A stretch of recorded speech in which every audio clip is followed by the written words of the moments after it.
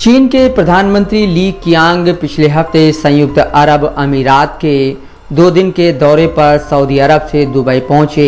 ली ने शुक्रवार को खाड़ी के 2 देशों की अपनी यात्रा समाप्त की। इस दौरान यूएई के अमीर और राष्ट्रपति शेख मोहम्मद जायद ने कहा कि वह चीन के साथ 40 सालों से चले आ रहे गहरे सहयोग को आगे बढ़ाने के लिए प्रतिबद्ध हैं।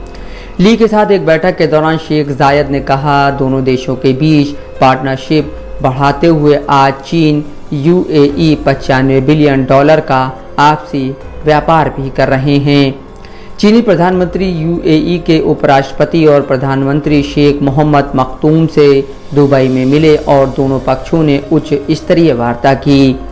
चीन के बेल्ट एंड रोड यानी BRI योजना के तहत चीन के द्वारा अबू धाबी में खलीफा पोर्ट पर कंटेनर टर्मिनल के दूसरे चरण और Dubai photovoltaic thermal power plant जैसी परियोजनाएं प्रगति पर हैं। इसके पीछे खबर ये आई कि सऊदी अरब अब अपना तेल चीन की करेंसी युआन में बेचेगा।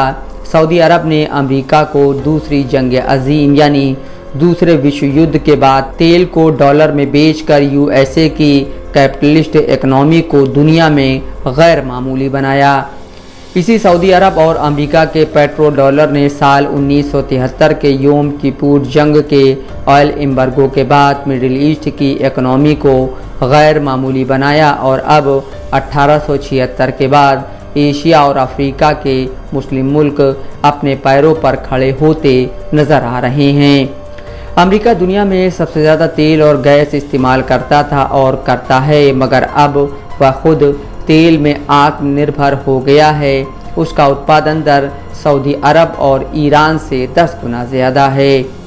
पिछले 40 साल में चीन ने बेइंतहा तरक्की की और आज अमेरिका के बाद तेल और गैस इस्तेमाल करने वाला दूसरा सबसे बड़ा मुल्क बन गया है।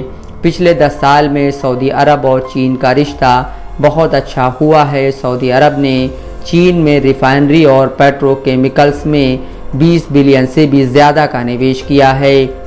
अब अगर यह खबर आती है कि सऊदी अरब ने चीन के राष्ट्रपति शी जिनपिंग को वायदा किया है कि वह तेल दुनिया में युआन में बेचेंगे, तो इसको यकीन किया जा सकता है, क्योंकि अमेरिका का कर्ज उसकी $23 ट्रिलियन की GDP से ज़्यादा हो गया है और वह हर रोज़ $1 बिलियन से ज़्यादा अपने कर्ज का सूद अदा करता है। अमेरिका साल में $1.2 ट्रिलियन सूद अदा करता है और अमेरिका यह सूद चीन, जापान, मिडिल ईस्ट के बॉन्ड्स का कर्ज का देता है। जिस तरह से पिछले 10 साल में ओबामा बाइडेन ने अरब स्प्रिंग, इसराइल प्रतिरोधी ताकतों, रूस यूक्रेन मार काट कर दुनिया बदली है, उससे यह गुमान लगाया जा सकता है कि ओपेक के देश अब चीन की मुद्रा युआन में तेल और गैस बेचने का ऐलान कर 1973 के ऑयल एम्बार्गो की तरह पूरी पश्चिमी दुनिया को एक झटका दें। वहीं चीन और यूएई अबू धाबी में दुनिया की पहली आर्टिफिशियल इंटेलिजेंस यूनिवर्सिटी बना रहे हैं।